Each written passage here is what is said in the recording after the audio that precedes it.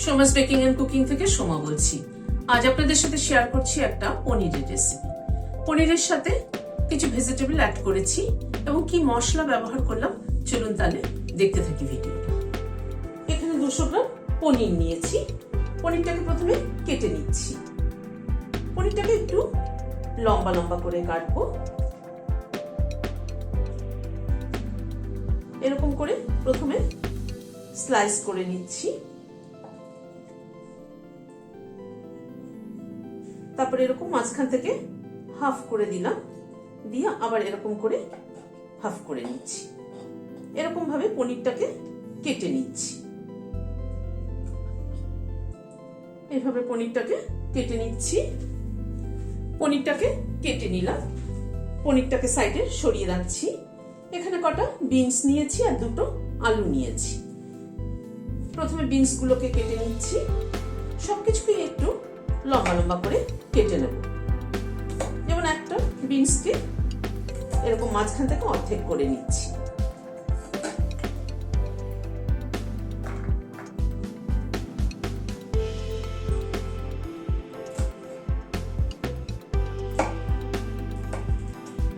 এরকম লম্বা লম্বা করে কেটে নিচ্ছি। বিনসটাকেও কেটে নিলাম, আলুটাকেও কেটে নিলাম। আলুটাকেও এরকম একটু লম্বা লম্বা করে কেটে নিলাম। এখানে একটা বাটি নিলাম। এখানে পোস্ত দিচ্ছি 1 চামচ, 1.5 চামচ পোস্ত দিলাম। আর এখানে 15-20টার মতো কিশমিশ আছে, দিয়ে দিলাম। পোস্ত আর কিশমিশটাকে একটু জল দিয়ে ভিজিয়ে দিচ্ছি যাতে পেস্ট করতে সুবিধা হয়। এই মিনিট 5 থেকে একটু ভিজিয়ে রাখছি। গ্যাসে একটা প্যান বসালাম, হোয়াইট অয়েল দিচ্ছি। তেলটা একটু লাগিয়ে নিচ্ছি প্যানের মধ্যে।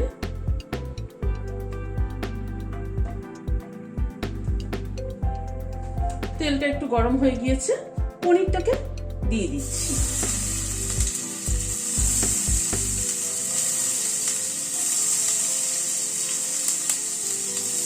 অল্প একটু নুন ছড়িয়ে দিচ্ছি।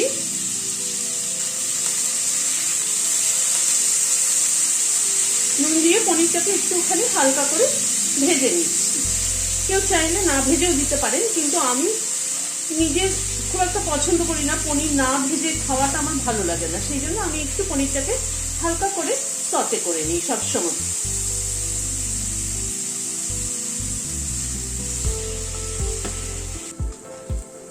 পনিরটাকে একটু হালকা করে ভেজে নিলাম, তুলে নিচ্ছি। পনিরটাকে ভেজে তুলে নিলাম। ওই প্যানে আবার একটু তেল দিচ্ছি, সাদা তেল। তেলটা গরম হওয়ার পরে প্রথমে তেলে একটু কালো জিরে ফোড়ন দিলাম।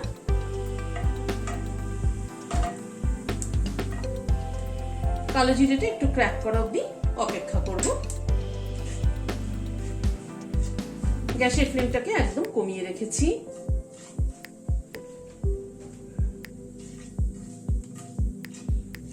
কালো জিরেটা একটু ক্র্যাক করার পরে আলুটা দিয়ে দিলাম। আলুটাকে আমি একটু বয়েল করে নিয়েছি। আমি সবসময় আলু একটুখানি বয়েল করে নিই, তাতে আলুর যে স্টার্চটা আছে সেটা চলে যায়। তাতে মানে যাদের সুগারের পেশেন্ট তাদের জন্য কিন্তু এইভাবে খাওয়াটাই ভালো।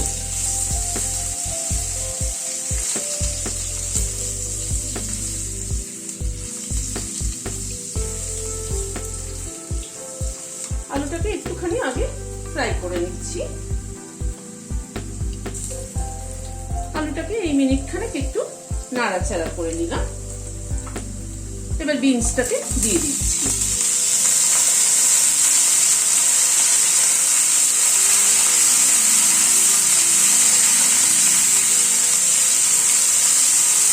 আলু আর বিনস দুটোকে একটুখানি হালকা করে নাড়াচাড়া করে নিচ্ছি।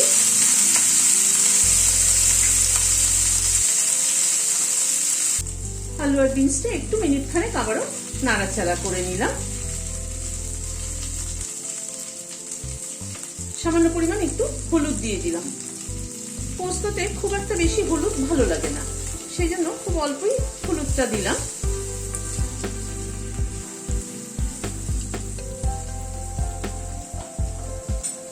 এখানে 3 টেবিল চামচ মতো দই নিয়েছি, টক দই। এটাকে খুব ভালো করে ফেটিয়ে নিলাম। আর এর মধ্যে দুটো কাঁচা লঙ্কা পেস্ট করে দিয়ে দিলাম। দিয়ে কাঁচা লঙ্কা বাটাটাকে দিয়ে এটাকে খুব ভালো করে ফেটিয়ে নিলাম। এবার এটা দিয়ে দিচ্ছি।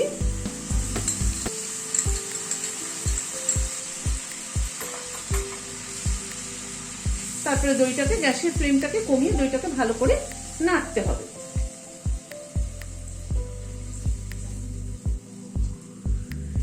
গ্যাসের ফ্লেমটাকে কমিয়ে দইটাকে এই মিনিট খানেক একটুখানি নাড়াচাড়া করে নিলাম। এবার একটু গ্যাসের ফ্লেমটাকে বাড়িয়ে দিলাম।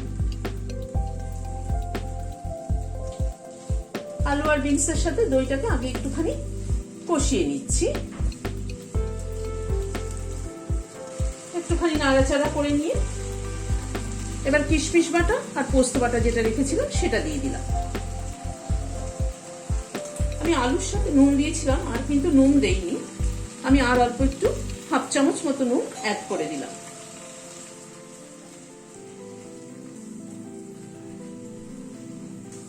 পোস্ত বাটাটা আর কিশমিশ বাটাটা দিয়ে একটু নাড়াচাড়া করে নিলাম।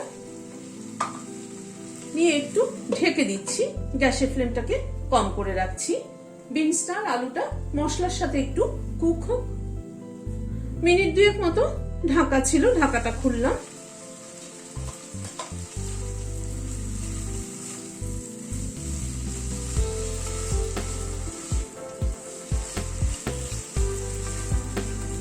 পোস্ত বাটা কিন্তু অনেকেই কষান না, কিন্তু আমার মনে হয় পোস্তটা একটুখানি নাড়াচাড়া করলে তেলের উপরে, তারপরে পরবর্তী প্রসিডিওরে গেলে ঠিক আছে। একদম কাঁচা পোস্ত না দিয়ে একটু নাড়াচাড়া করে নিলে, একটু ভেজে নিলে ভালো হয়। আমি সবসময় তাই করি আর কি। সামান্য রকম একটুখানি সামান্য একটু গরম জল অ্যাড করছি।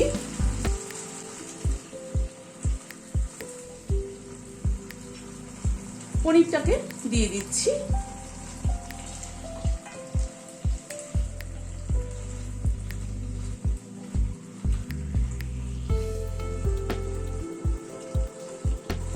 পনিরটাকে দিয়ে আবার একটু ঢেকে দিচ্ছি। গ্যাসের ফ্লেমটাকে একটু মিডিয়ামে রাখছি। মিনিট দুয়েক মতো ঢাকা ছিল, ঢাকাটা খুলছি। 1 চামচ চিনি ছড়িয়ে দিলাম।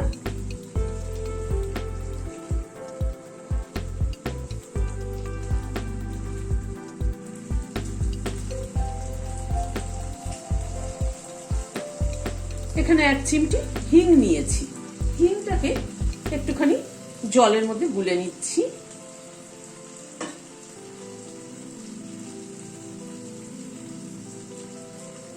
এটা লাস্টে ছড়িয়ে দিলাম।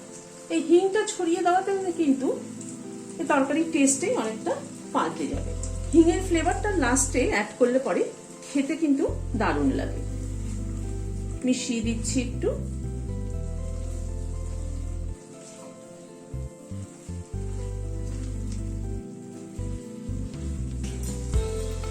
আর সবার শেষে 1 মুঠো ধনেপাতা কুচি ছড়িয়ে দিলাম।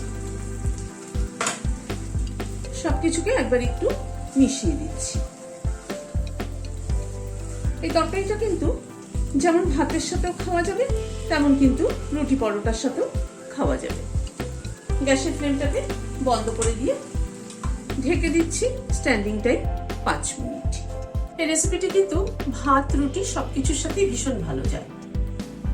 কেমন লাগলো আপনাদের আমাকে কমেন্ট বক্সে জানাবেন। ভালো লাগলে একটা লাইক এবং সাবস্ক্রাইব করার অনুরোধ রইল। আজ তাহলে এখানে শেষ করছি। নমস্কার।